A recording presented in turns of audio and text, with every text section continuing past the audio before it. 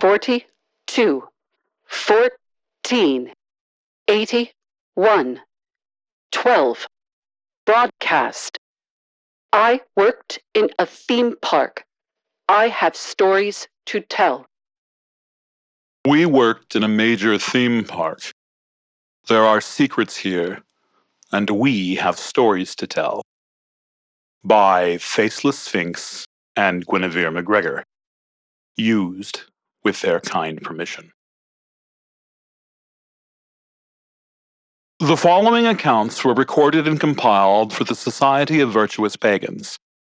Theme park employees from around the world, also known as cast members, related their stories to the Society and gave accounts of their own free will.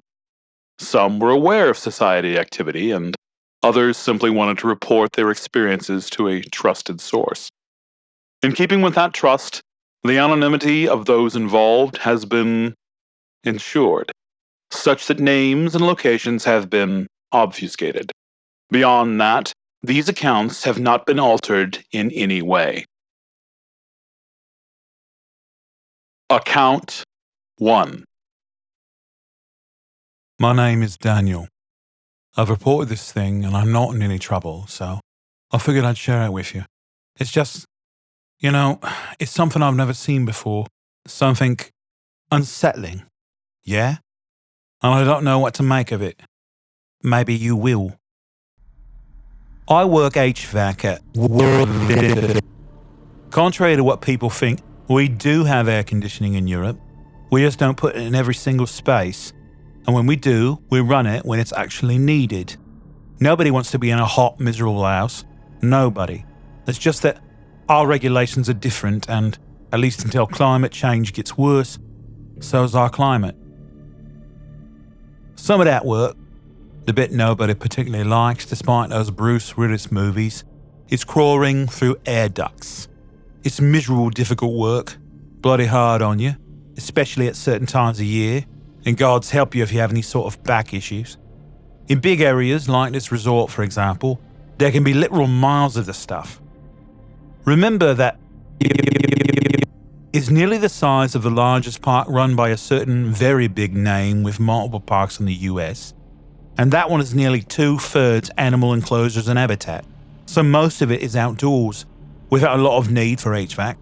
Keep in mind that they run in Florida too, and that means the winters are a lot milder there, so here, this HVAC team, cast, actually has to cover more ground.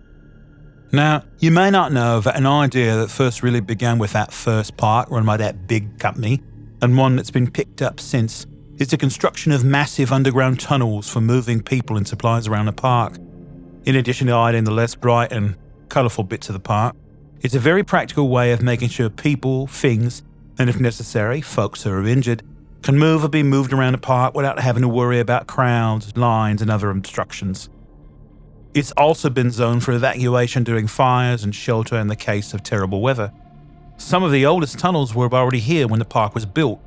I'm told they were built as a sort of massive bomb shelter and was underground muster points before the Second World War began. There's even a very good medical bay below in these tunnels, and as far as I can tell, it was built for a military hospital wing decades before. No, nothing weird or haunted about it, but a very solid, sterile place, with the sort of feel that all hospitals seem to have. One of the more common uses for the tunnels below is to operate as a way for celebrities and costume cast to move around the park without getting hassled by people. We've had very few celebrities over the years though, aside from a few new wave rockers in the 80s when the place had a working concert venue. Most of the celebrities here have been local talents, politicians, and, two of the people who played the Doctor in Doctor Who. My kid's a big fan of that show. So am I, actually. We got a kick out of that. Two super nice people, too. The costume cast usually have to move this way because their costumes draw a lot of attention. And believe me, when you've got to get in from the eat or take a bathroom break, let alone go to eat in peace, those costumes can drag your way down to a crawl. True story. My sister used to work here as one of the house matrons for the haunted manor, and she nearly wet her pants more than once trying to get through crowds to a convenient bathroom. People all wanted to talk to her or get her autograph. Note, I do love my sister, but your guess as to why they'd want her autograph is as good as mine. The costume mascots have an even bigger problem. Those costumes, in addition to being hot, are bulky, and the line of sight is terrible. Some lack peripheral vision altogether. Talk to anybody who does costuming/cosplay as an hobby. There's a reason they often have friends or handlers to help them navigate crowded convention areas and street fairs. The crowds and fans aside, it's very easy to get lost, to walk into somebody or something you don't see, or worse. Think of that, but at one of the world's biggest theme park resorts, and you'll see where the problems come in. That is to say, those tunnels are essential for them. They can get rapidly from point A to point B, and as a sort of side benefit, they have AC or heat, and they keep dry. It does rain here quite a lot. I'm not to go on ad infinitum about the costume mascots here. You've probably heard a lot of rumours about them, and maybe somebody else will talk about them. But no, I don't think I've ever seen them outside of their costumes. I've never felt uncomfortable around them either. They don't talk much, if any, aside from the pre-recorded phrases some of the suits have, but it's always been very nice to me, legitimately kind. As a kid, I loved them, still do. They never did anybody any harm as far as I know. So, I was doing work one afternoon during a winter shift near the first Christmas after we reopened post-European lockdown. Mostly checking over systems. Most of them were shut down for environmental purposes when the majority of the park was locked down, and I needed to do my due diligence. My schedule that day was mostly underground. I was going to check the tunnels that stretch beneath the fantasy section of the park and investigate the various HVAC elements and their associated machinery to make sure they were in good working order after more than a year of downtime. It was fairly simple work, but it was going to take a while. This was day one of what would likely be a week-long project. It were around 3 p.m. I'd just finished a break for a late lunch, and I was entering the stretch of ground that goes into the Grand Tournament attraction. It's not used a lot by the knights anymore. They tend to go in via the back route under the castle, because the armour they wear is a pain to get on and off without help, and there's more space for them to move with all of it strapped on. You've seen some of those huge jousting helms they have, right? Yeah, tall things. They say you get used to the weight very quickly, especially when you're trained, but tall people in tall helmets have a problem with some of the older passageways. The first station is actually located inside the ventilation shafts. You have to take a little fold-in ladder that drops down, push yourself in, and then pull up your kit. It's not impossible. There's a fair amount of shoulder room actually, but it's strictly on your knees the old way sort of stuff at best. I just hauled up my tools when I noticed the air was stale and tasted slightly of aluminium. Not entirely unusual when a tunnel is mostly out of use and relatively clean, but it was strange. Every indication was the system had been running properly. That's what the computers were saying anyway. For safety's sake, I strapped on my ventilator. It was moderately chilly, and so I pulled on my jumper while I was at it. I reached the station at a T-shaped intersection. The long end moves toward a wide rectangular space with what is basically a compressor unit. Obviously there was air in the tunnel. I could breathe, so the entire system wasn't shut down. But it was relatively still here, and the emptiness of it all were troubling. My thought was that something had blocked the fans, or the vents, of some kind of machinery. Anything could have caused stale air. I sincerely hoped it wasn't some sort of huge rat. Right before lockdown, one of the vents shut down and we couldn't figure out why. We didn't push it too hard, decided to go and check it out. Turns out a mother cat had built a little nest for herself and her kitties near one of the blowers. They were perfectly safe, no way for them to get near the fan blades, but she'd padded it out with various bits of detritus to keep them warm when it got cold, and yeah, that was adorable, honestly. And so much better than a rodent's nest. Still, I didn't like to deal with animals in the shafts either way. It was a huge pain to get him out safely. When I got to the compressor and the vents, I noticed that there was something blocking the airflow from the compressor through the vents. Something inside. The big compressor box itself, in fact, near the fans. Something big and airy. Damn it. I did not want to deal with a rodent, and I shuddered at the thought that some poor animal had got caught there regardless. More than a few goosebumps prickling, I shined my torch on it. The first thing that happened? Well, in fact, nothing happened. It didn't move, and it wasn't moving. That troubled me. When you shine a bright light at any living thing, it tends to react somehow, or at the very least, you might see it breathing. Shit. Maybe some poor thing had died in there, or maybe some animal was hibernating there somehow. Don't know how it got in, and we'd had to be very careful to extract it before we attempted to turn the unit back on. I got a sick feeling in my stomach. No. Oh, well, I looked at the thing again. That's odd. And I noticed that thing, undeniably furry, was blue. A vibrant light blue, as it happens. That wasn't any animal I'd ever heard of. And at any rate, that made me feel a little better. Couldn't be a real animal, could it? Hell, maybe it was something else that had found its way in. I've found hats and toys before. It's rare, but not impossible. Irrespective of that, I had to get it out. I flipped the emergency shutdown switch and removed my screwdriver. Working as quickly as I could, I removed the housing cover. Once I got it open, the nature of that object was immediately apparent to me. Was a big, fuzzy, gloved hand. A piece of a costume, like one that you'd slip on over the fuzzy arms of some sort of mascot suit. Maybe not really a fur suit. Looked very Muppet-like. Felted fabric of some kind, maybe. But still, fuzzy is about as good a description as I can give. So, I removed the grate and a safety screen, reached in my arms as far as they could go, and I grabbed it. And it was just that. A very big, very fuzzy glove. Weird. Very weird. I called it in, and I had a laugh with the lady who was running dispatch for HVAC that day. Thing is, it weren't the last piece of a costume I found. No, sir, not in the slightest. Over the course of that day, I found approximately 6 different pieces of what I'd only describe as parts of fuzzy mascot costumes. Mostly vibrant light blue, but there was 2 bright yellow pieces too. A torso, an honest-to-goodness costume torso, just shoved into a ventilation shaft, and another glove, identical to the one I found, but yellow.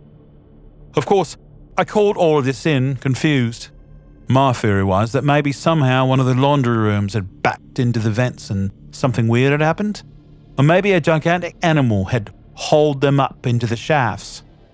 Who'd do that? Maybe a big animal at least? A raccoon? Yeah, we have them in Europe. At least we have since the 20th century. Never found a raccoon, though. That would have been great. But I did find something else. On day 3, after a solid 24 hours, thank God, of not finding weird costume parts, I encountered something that chilled me to my core, as these stories always say. Enough that I thought about backing up as quickly as I could and making a run for it.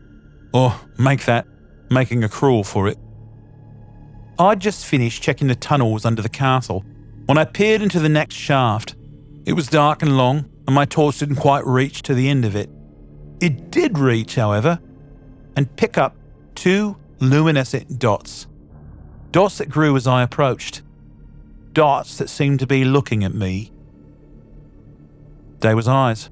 My God, they was eyes, leering at me with an intense strangeness that turned my pretensions to bravery to mush.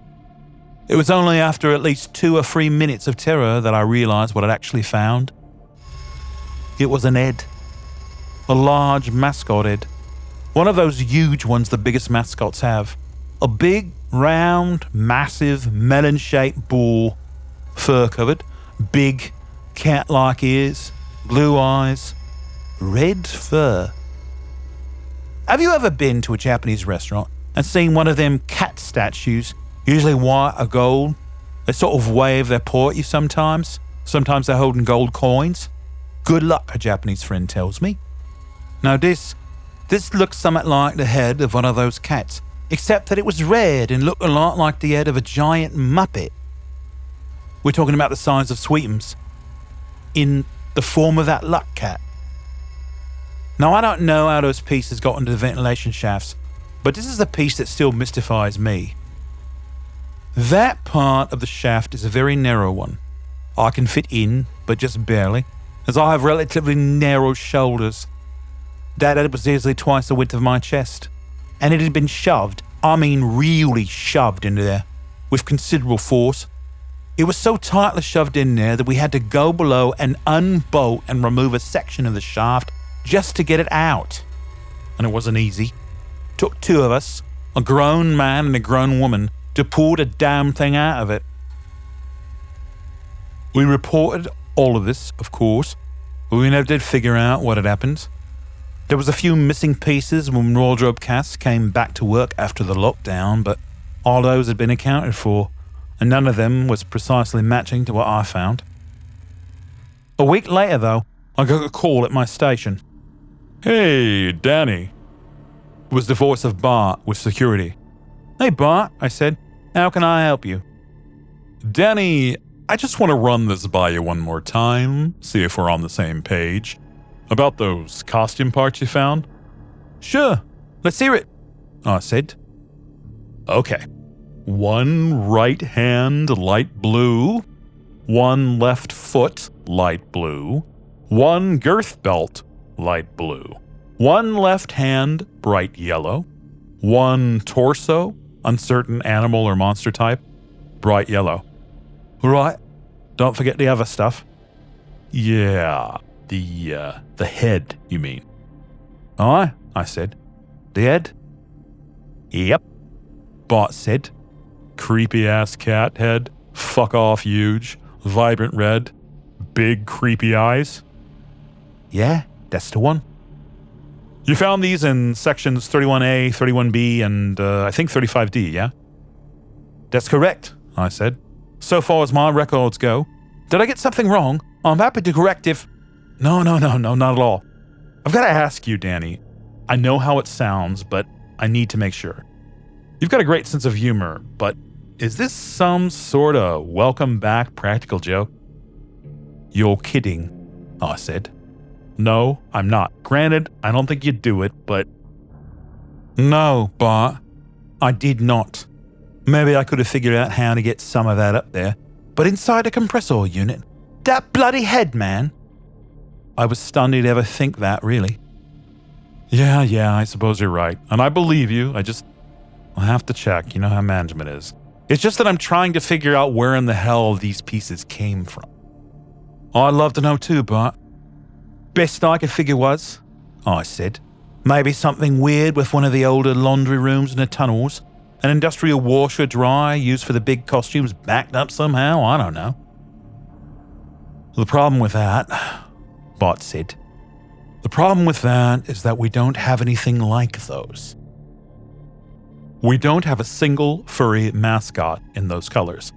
There's Pierre Leominac, but his costume is dark blue with splotches of green. Continents, you know. Big, huge head, but it's a globe. It's not a cat's head. And we don't have anybody in bright yellow. Not a single cat mascot either." That at least made sense. For reasons I don't understand, the park has a thing about bright yellow clothes and costumes. To wit, we don't use them. We don't allow them. I thought we had something to do with Felix the cat at one point. I know he was black and white, but... "We do, or we did," Bart said. "The costume was monochrome, and that mascot hasn't been used since the 1980s. It was damaged in a fire." "So, Daniel, what the hell happened?" "I don't have a clue. Not a clue. Something supernatural? A bad joke? Maybe some sort of weird corporate stunt pulled by one of our competitors. To this day, we don't know where those pieces came from. As far as I know, they're still locked in the security bin. Account 2. Is this where you want me to? Okay, I got it. Ready. There's something very wrong with the teacups. Most big amusement parks have a teacup ride, or something very close to it. You know, you sit in a big teacup on the saucer, and the teacups twirl around in their saucers, and usually there's some sort of mechanism inside that, if you lean into it right, allows you to whirl the teacup around in rapid circles. Not exactly for the vertigo prone, and I, in fact, despise them. But kids, and weirdly elderly people, seem to like them a lot. Now, don't get me wrong, I don't think there's anything wrong with an older person liking something like an amusement park ride or a toy. I just know that my 87-year-old gran would curse me to the end of the earth if I asked her to get into a spinning teacup with me, given her hip issues. The teacups here are Alice in Wonderland themed, after the book, not the various movie franchises, and they are quite popular. They've been part of the park since it opened, and the lines for the teacups, we call the ride Hatter's Tea, can stretch longer than the ones for some of our newest attractions. As you might imagine, like all amusement park rides, they require maintenance on a regular basis. Won't go into deep details why, but essentially it boils down to a machine being used 12 plus hours a day, every day with very few breaks. As a mechanic specializing in the park's mostly analog as opposed to computer-stabilized or assisted rides, I do a lot of work on the older rides, but some of the newer ones too as we lean toward practical, more environmentally friendly technology. It just so happens that while I'm not really in charge of any specific ride, they usually call on me to work on Hatter's Tea. For whatever reason, despite the fact that I hate that ride, I'm very good at keeping it running. So the ride basically works like this if you haven't been there. There are a series of teacups, 12 running at any one time, and each is propped up on a saucer. That's capable of holding roughly 4 or 5 adults and or the same number of children. Each teacup is themed around one of the Lewis Carroll characters in the scene with the tea party. Those are set out on a rectangular floor that is made up to look a lot like a table laid out for tea, surrounding a big plate of tea biscuits. People come in through an entrance structure that looks like a teapot. They get in, an authentic Victorian phonograph recording starts playing, and they begin to do a dance around the table in a regular circle. The cups, not the people. At some point, the voice of the Mad Hatter comes up and says, "Change places!" And then the teacups go into wildly spinning orbits, which can be increased by the people in their individual cups, and they end up settling into a new place. The cups rotate places 4 times. The whole ride, if you run it at standard operating speed, takes about 5 minutes. Sometimes on quieter days, we run it a little longer, and people like that. Unlike the famous ones, especially the ones at our teacup ride is entirely enclosed. The tea kettle is quite large and capable of accommodating a triple-wide line of constantly moving guests. Now, it's important for you to understand, for the purposes of what's going on here, that the only other large exit is parallel to that, on the opposite side of the floor. It's a big rolling door we use for maintenance mostly, although it is rigged so that it can be opened easily in case the ride needs to be evacuated for a fire or something. Usually, when there's a problem with one of the teacups, we open that maintenance door, we remove a panel on the guard wall surrounding the tea table, and we roll the cup out. They're very well balanced, and if you take it easy, one adult can usually get it out of the place in 5 to 6 minutes. Then you roll in one of the other teacups waiting in the wings. At any time, we have about 8 on standby, though there are a total of 24 units altogether.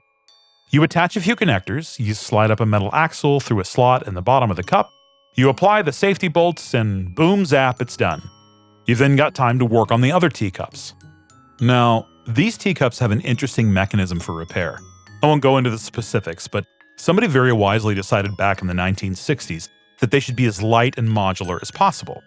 There's a hinge, so essentially you can just roll the cup until it's right next to the metal axle, flip up the major part of the cup exposing a gap, then moving the cup onto the gap, you close it down, you raise the axle, and Bob's your uncle. These are very, very safe. It is literally impossible for them to go fast enough for them to fly off of their little rotating axis. and the safety mechanisms are renewed every year anyway. Nobody has ever been seriously hurt on the teacups, and we're very proud of that, more than certain other parks can say for sure. Lately, we've been having a unique problem, though. One, I dare say, nobody could have seen coming. The teacups are going missing. It began 2 years ago. The cast would shut it down late in the evening, and the ride would reopen the next morning to find the maintenance door open and one of the teacups missing. This is an irregular occurrence, but since that time, fully 10 of the active teacups, that's more than one for each of the characters, by the way, have ended up missing. Weirder still, they were on site, not in the workshop, but on site, and at least 6 of those were attached to the ride at the time, not in the corner with the reserve cups. Now, that of course raises any number of questions. Who, when, and why, of course, but also how. Yeah, it's true that a single adult in reasonable health can wheel one of them off of the ride in about 5 or 6 minutes, but that's simply wheeling it out into the reserve area. To get it out of the ride, you have to then get the thing into one of the maintenance tunnels. Not impossible, but that's quite a feat to do without the right keycards. And then, you'd somehow have to get it out into an area where nobody will find it, assuming you aren't going to go the extra fathom and just take the bloody thing out of the park entirely. That too would be a feat. The resort is not a small one, and then how are you going to get a huge bloody teacup out on a reasonably well-traveled highway without anybody noticing it? Do you disguise it as a gigantic novelty toilet? It's very, very hard to get onto resort grounds unidentified. You sneak around the big park, steal something, and get out. The most successful thieves just come in as guests and carry something off. They almost always get caught unless the item is super small. The only ones who come close to running off with the big items, well, there was a toilet stolen in the 1990s. No joke, some sort of weird initiation prank for a local university. Is to hide in the park and then make off with the thing. And that is nearly impossible now, unless you're a cast member. Okay, but if you could do it, why would you? You can't exactly sell these things without somebody noticing. They are unique to the park. The connectors are proprietary, so nobody's setting up a backyard teacup ride. If you put them in your house, good luck with that. What are you going to do with them? Somebody's going to notice them. Oh, you say, what if you're an eccentric collector? Okay, well, you've got me there. But any seriously loaded collector can tell you there are easier ways to get them. Hell, we occasionally sell off retired components and donate the money to charity. I suppose if somebody really wants a Cherry Model 2023 Dormouse. The main issue for us, especially those of us in maintenance, was how. I talked to the rest of the cast at length about this. The best they could figure was that somebody could find a way to maybe open the maintenance doors, with inside help, probably, roll the teacup out. But the thing is, there are cameras covering the tunnel entrances, and the best way to avoid those would be to roll them out of the main entrance after hours, and maybe under a tarp, and then hide it in some obscure corner of the park, smuggle it into the tunnels disguised as something else. And then what? Again, it makes very little sense to anyone. Naturally, security wanted to talk to me when this started happening. How were the teacups attached and detached? Where were they stored when they weren't in use? How many were in the maintenance bays? Could you rotate something into the maintenance bays and replace it with another without it being noticed? I told them what I could, but we were stuck on the rod.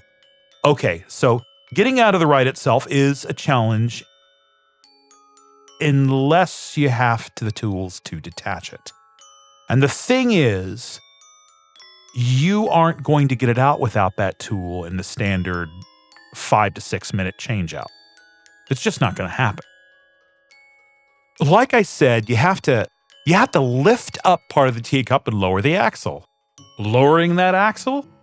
Super easy if you have the tools. If you don't, not exactly something you can do with a spanner and a bit of free time. Not in very short order, anyway. I was equally curious about how nobody in security would have noticed a missing teacup rolling through the park, but they couldn't answer that either. As I said, it's been happening for 2 years now. The most recent went missing in June of this year. Alice in this case. The third Alice, in fact. which meant we had to go and pull one of the retired ones out of storage and get it onto the main ride again. Not impossible at all, but it was a huge pain in the ass. However, something else is going on with this, and something feels wrong. In July of this year, a mother came to the Lord Mayor's house, customer service for all you normies, and handed in a tiny, perfectly formed teacup, a near 1-to-1 replica except in scale of one from the ride. It was small enough to fit into her palm, just big enough to maybe fit in a scale model family, if you're a miniatures gamer or a hobby railroader, say 10 millimeter in scale.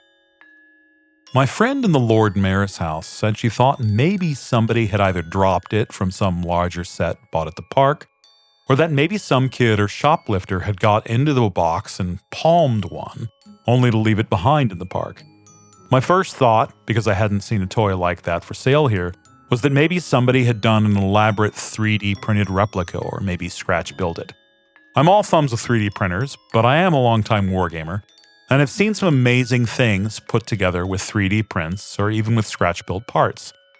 Maybe it would be a challenging project, but perhaps it was some kind of performance art piece? Well, when I got my hands on it, there was no way that it could have been a 3D printed piece. One of the Lord Mayor's cast, the lady who's been a Napoleonic miniatures game for 50 years, called me up knowing we had similar interest, and she thought I'd think it was a pretty neat bit of art. I do. I think it's a very nice piece of art. But getting my hands on it, I determined that there was no way it was a 3D print. No signs of the typical resin or filament print that I've ever seen. Instead, the thing at first pass seemed to be an exquisite scratch build. Metal, wood, brass, even little safety straps were there, made of a material that looked a hell of a lot like the nylon we used in the modern cups, which wouldn't be an easy task. That kind of nylon is expensive, and there are easier ways to get that effect with other materials, especially in such a small scale. I wasn't sure what to make of it. I put it aside as a strange curiosity, and then a second one showed up in August. A third one toward the end of that month. At this point, we've got 6. So I asked around. I asked if we'd ever sold anything like that in the park. We do sell some amazing replicas. Nope. There have been a number of T-sets sold over the years. The only example that small was for a licensed building block set. Think generic Lego. And those were clearly plastic. Biodegradable plastic, beautifully painted plastic, considered what it was, but plastic. Obviously plastic. So, who was the mystery man or woman making these exquisite replicas? That's what I was thinking until I started looking at them again. I was telling my brother about how exquisite these details were, how hard the work must have been. Perhaps somebody had heard the news about the missing teacups and was trying to pay tribute to them by placing little fairy-sized cups around the park. But these details are incredible. And I hadn't noticed something before. Well, 3 somethings. First, these cups match the marking style for the official cups. In fact, they match the style of the exact cups that have gone missing. We've lost 3 Alices, 2 Dormice, 1 White Rabbit, and a Mad Hatter, amongst others. And sure enough, in this set of 6 are 3 Alices, 2 Dormice, 1 White Rabbit, and a Mad Hatter. Again, could be a weird art piece tribute. Absolutely insanely detailed, incredibly hard to pull off, but not impossible, except that these things are also hinged, in the exact place that the others are hinged. It took my looking at them through my magnifiers to see them, but they were there. And what's more, the axis. If you flip over a full-sized teacup, which is almost never necessary, you'll see one large hole about the width of a cricket ball, crossed by 4 tracks. 2 straight tracks, 1 vertical, 1 horizontal, 2 curved tracks, 1 facing toward the handle and 1 facing away. And there are 2 points for connectors. You'd attach those connectors using a magnetic switch these days, so there's no need to flip them over. And remember, those are proprietary connectors. It's an odd figure of 8 sort of shape. All of that is there. Some of those details are so tiny that you can't even see them with the naked eye. It's sort of like one of those people who's written the Bible on a grain of rice, and they decided they wanted to start building amusement park replicas instead. That made me distinctly uncomfortable. I suspected for a time that it must be somebody in engineering or maintenance, right? Well, I was rolling it around in my mind and pondering that, and then I caught a final detail on the Mad Hatter cup that we have. That cup is damaged and repaired. Just on the lower surface of the handle, the bit that you would rest on top of your finger if you were using it like an actual teacup, there was a notch of the original material missing. The notch had been filled in with an industrial filler material, then sanded and painted in a matching shade. The shade wasn't perfect, of course, because the material of the teacup itself would have faded over time. And that's how I caught it, really. Now, see, this artist really wanted to be accurate, obsessive even. They wanted a model that repairs had been done in that spot on that cup. Extra points for accuracy, maybe, yeah, but except that the Mad Hatter that went missing had damage just like that. The same shape, the same type of filler, the same shade of color match paint. I know that because I fixed it. I know because I did the filling and the painting. I know because I had just rotated into reserve from the workshop 2 years ago. 3 days before the cast came in for the morning to find it missing. Account 3. I don't know what to tell you about animatronics that you don't already know. They are, basically, the modern equivalent of automata. Not robots, really, but mechanical puppets. They're used for all sorts of things in the park, from the Cavalcade of Progress to characters on some of the dark rides. I'm an engineer, and it's my job to repair them when they break down. They're usually too complex for our team of mechanics to tackle by themselves, and since I specialize in robots and automata, well, that leaves me. I've occasionally run into some weird stuff here in the park. Most of it's very easily explainable. Sometimes the attraction ends up with animatronics face planted on the ground. A bit weird, but they are very loosely attached. We can't permanently attach them there because we need to do repairs and upgrades, and sometimes they get replaced. As they say use, they can get unstable, especially if the bolts aren't quite tight enough. Ramses II falls off his throne from time to time. Weird, somewhat funny, totally normal though. Most of their body parts can be removed for replacement or repair separately too. One very famous queen, you've definitely all heard of her. Her head fell off one evening. Funny, but thank God the damn thing fell off while the ride was shut down, or we'd have heard about it forever. Still, I was a bit surprised when it was reported that King John in the Magna Carta scene wasn't speaking the right lines. Nope, he was speaking his lines in badly translated German. In the original dialogue, he delivers them in English, which is then translated to French by an attending courtier.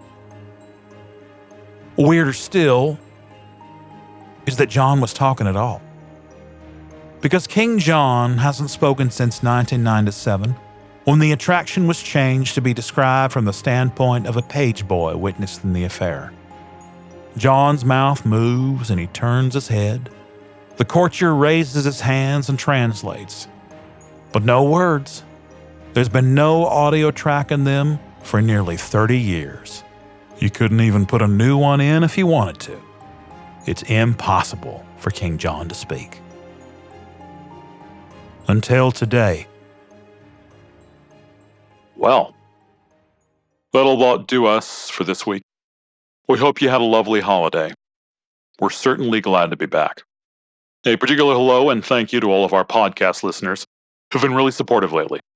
Believe me, we notice, and it matters. Please remember to like and subscribe if you haven't done so already, or subscribe to us on your favorite podcast platforms. It is usually helpful. In the meantime, though, Should you find yourself walking through a favorite amusement park, possibly after paying an exorbitant fee, and see something that doesn't quite fit, take a deep breath and remember that you're on vacation. Recall that you are not alone. Have faith. We know. 37, 32, 67, 86. Broadcast ends.